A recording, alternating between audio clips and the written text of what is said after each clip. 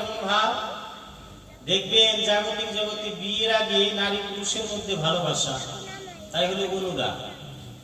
দেখতে দেখতে চোখে দেখেই পছন্দ হয়ে গেল, এই যে অনুরাগ ভাব। সক্রিয়া বিয়ের পরে স্বামী স্ত্রীর মধ্যে ভাব। পরক্রিয়া স্বামী থাকতে পরের স্বামীর দিকে তাকানো, ঘরে স্ত্রী থাকতে অন্যের স্ত্রীর দিকে তাকানো, এই হলো পরক্রিয়া।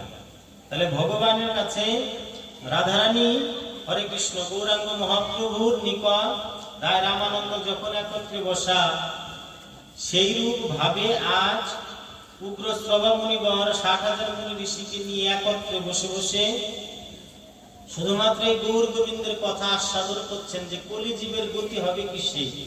তাহলে যে পঞ্চপ্রেম পঞ্চভাব এইভাবে ডাকলে কি গোবিন্দ কি কৃপা লাভ করবে? কি ভগবানের কৃপা লাভ করা যায়? শান্ত ভাব, দাস্য ভাব, শক্ত বাৎসল্য মধু।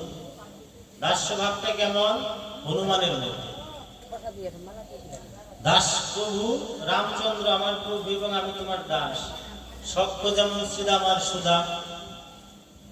শান্ত দাস্য শক্ত বাৎসল্য মা যশোমতী। মা যশোমতী হলো বাৎসল্য ভাব।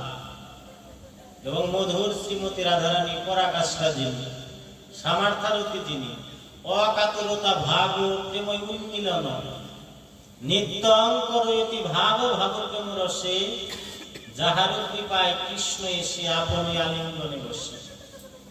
সে রাধারানীর কৃপা ব্যতীত আমার গৌর গোবিন্দ লাভ করা যাবে না। রা শব্দের অর্থ কি? মুক্তি।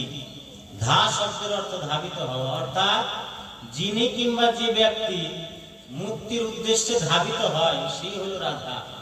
রাধা কোনো মেয়ে ছেলে নয়, কোনো মহিলা নয়, কোনো পুরুষ নয়। রাধা একটা ভাব।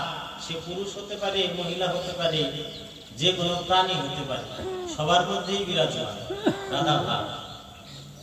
তাই অনর্পিত চরিং সুপ্ত অবস্থায় যা কিছু আছে তাহাকে জাগ্রত করার উপায় স্বরূপ নৈমিষারণ্যের মধ্যে বসে থাকা 60,000 মুনি ঋষি উগ্রশ্রবা মুনিবরের কাছে প্রশ্ন জিজ্ঞাসা করলেন।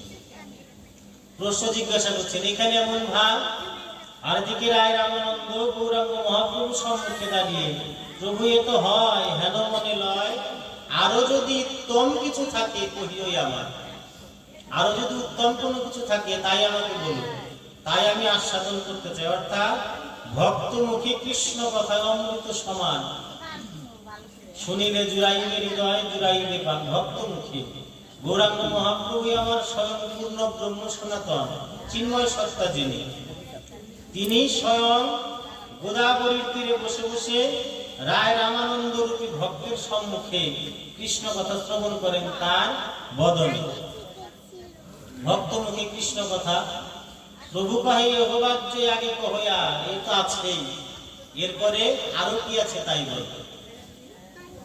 এরপরে যদি আরো কোনো কিছু হয়, অর্থাৎ যাগ যজ্ঞ করতে হবে সে তো আমি জানি, পূজা অর্চনা করতে হবে আমি জানি, ভগবানকে সেবা দিতে হবে, তপস্যা করতে হবে সে তো আমি জানি।